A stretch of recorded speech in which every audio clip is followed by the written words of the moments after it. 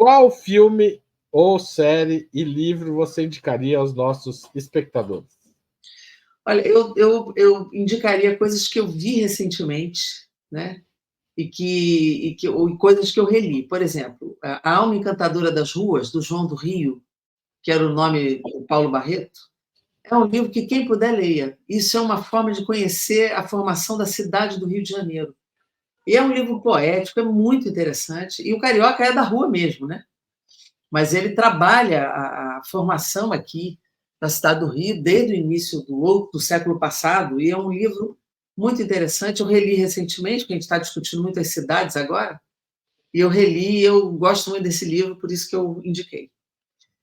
A série, a última que eu vi agora foi essa Justiça 2, né, que é nacional, e que eu achei muito bem feita, e que mostra uma teledramaturgia brasileira muito bem construída, né? Então, eu vi, indico, são atores bons, uma teledramaturgia boa e que fala muito da nossa realidade, inclusive do racismo, dos crimes contra a mulher. Então, é muito interessante essa série que eu vi, né? E um filme, eu queria situar aqui o que ganhou o Festival do Rio, né? Que foi A Batalha da Rua Maria Antônia, que é uma batalha que se fez no período da ditadura, né, e bota em confronto duas universidades, a Mackenzie e a de Filosofia de São Paulo. É uma história real, ela é baseada numa história real, e é muito bem montado pela Paranoide, pela Vera Egito, que é a diretora, e eu gostei muito desse filme, e por isso que eu estou indicando também, porque eu acho que vale conhecer mais a nossa história em cima dos fatos que são reais, né? Olha o Fusquinha lá. Aquele período, né, muito fusca. Então, eu achei esse filme muito interessante. Pede indicações de filmes, séries ou livros para os nossos convidados. Eu queria saber se você trouxe alguma indicação para o nosso público. Claro, acho que quem gostou do papo hoje, né, ou está interessado no livro, eu indicaria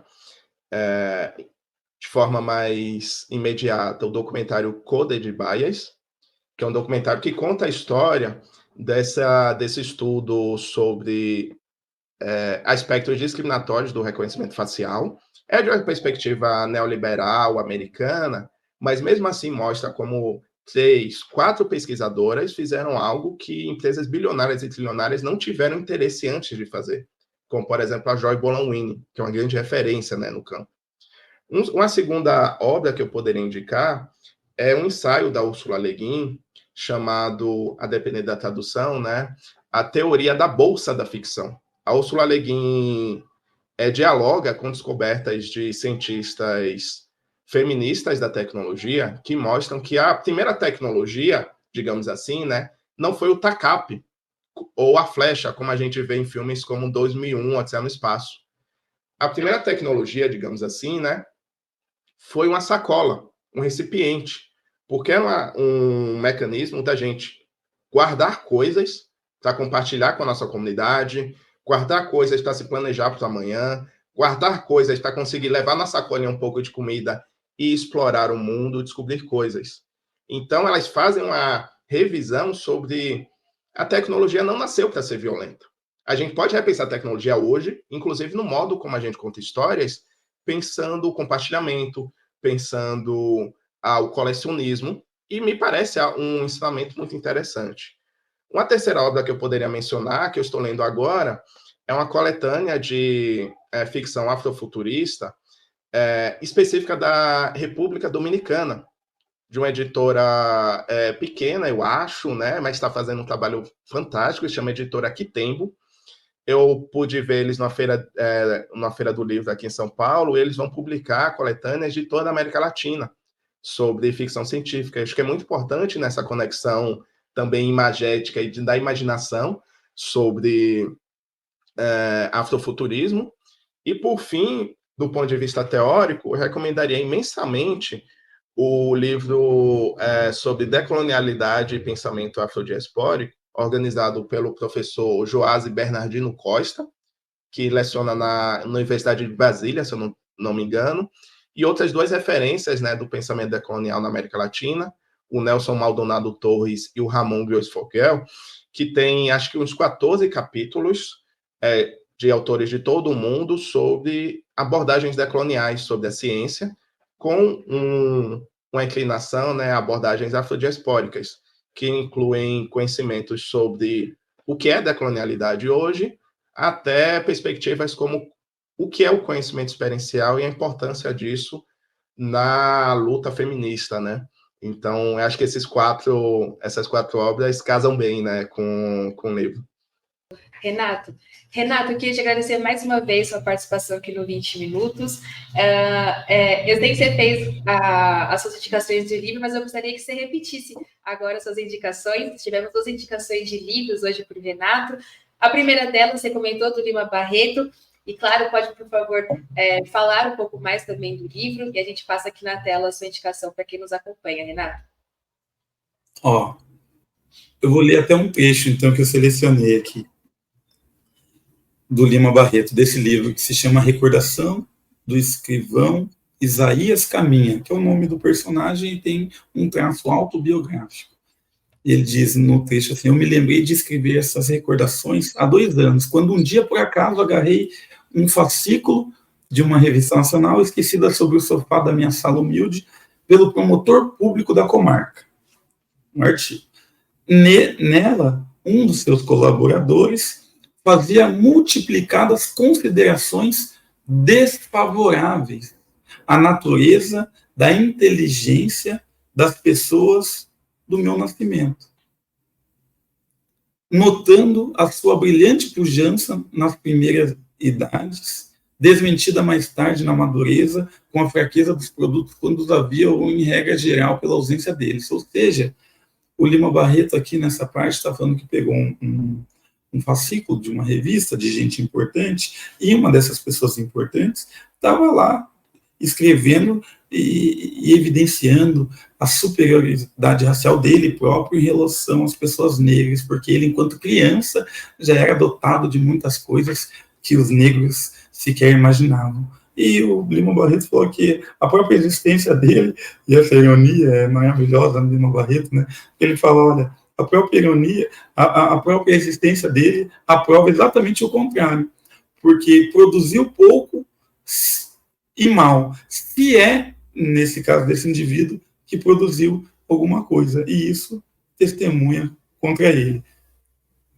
Essa foi a vida do Lima Barreto, que acabou morrendo pobre, foi para um hospício, foi um homem negro aviltado pelo seu tempo, mas que deixou essa marca, essa reflexão profunda, porque foi uma pessoa verdadeira. Esse livro me marcou demais. Foi o meu primeiro livro do Lima Barreto, e o primeiro romance que eu lembro de ler. A não ser uns policiais, Agatha Christie e tal, mas nacional, algo mais real, assim, digamos, né? Esse foi o primeiro, e me marcou e me marca até hoje. Sim, e tem essa crítica em relação também ao não reconhecimento, ou a demora a reconhecer quem foi Lima Barreto e a sua obra para o Brasil, né? Até, como você colocou agora, né? Ele morreu numa situação muito complicada, né? Que não merecia morrer da forma que ele morreu, né? E a segunda que você falou foi do Foucault. A segunda é o livro, eu li já esse livro 1 ou 2 vezes, e eu gostei demais, porque esse encontro entre o falar e o fazer, essa praxis, e trazer ela para reflexões mais cotidianas, numa perspectiva menos universal, assim. Eu não sei se menos universal, mas o fato é entender o filósofo como aquele que é implicado em suas palavras e que, portanto, tem que ter coragem para falar, porque o falar tem consequências, né?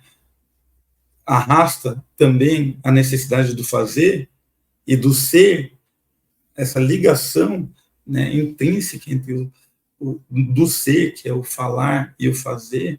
Eu acho muito bonito. Eu sempre me lembro de uma analogia que é a seguinte, que há monstros, a hipocrisia é um monstro, né? E esse monstro tem uma língua de gigante e uma perna de anão. Trupica, né, naquilo que diz, porque aquilo que diz nunca é exatamente o que faz. É o que está tomado o nosso tempo hoje, né? Dos hipócritas, né? Dos falsos moralistas, daqueles que se dizem, se intitulam pessoas de bem, aquele que se diz ser, já não é, porque quem é não precisa dizer ser, ponto final. Mas os hipócritas não, né? Eles têm que afirmar que são bons para também afirmar que os outros são maus. É sempre um julgamento. E essa postura filosófica me contempla. Que sugiram um livro e um filme aos espectadores. O senhor poderia sugerir algo para nós? Olha, tem tantos livros que eu poderia sugerir. Eu gosto muito do Gilles Deleuze e do Félix Guattari, que é Esquizofrenia, o Antiédipo, Esquizofrenia e Capitalismo. Acho uma obra-prima para a gente entender o mundo que a gente vive. Estou lendo o Lado B da América Latina, Lado B, do Ariel Palacios.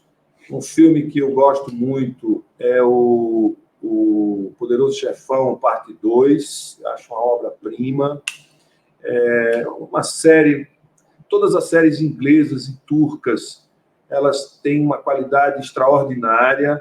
O famoso Alfaiate é uma série de grande profundidade, sensível, de dilemas cotidianos bastante intensos, mas uma série como o Peaky Blinders, uma série emblemática, bem feita, bem produzida, bem ambientada, é um show de fotografia, é um show de sequência, é um show de roteiro. Então, tem tanta coisa boa e que bom que a gente está conseguindo sair de Hollywood somente. A gente está consumindo série turca, série norueguesa, série sueca, série alemã, série espanhola, como Entrevias, Vis-a-Vis, tantas séries, né?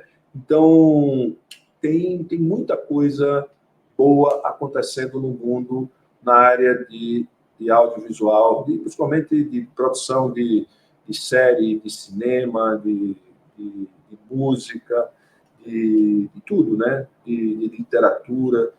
O mundo está mais plural neste momento, pelo menos por hora.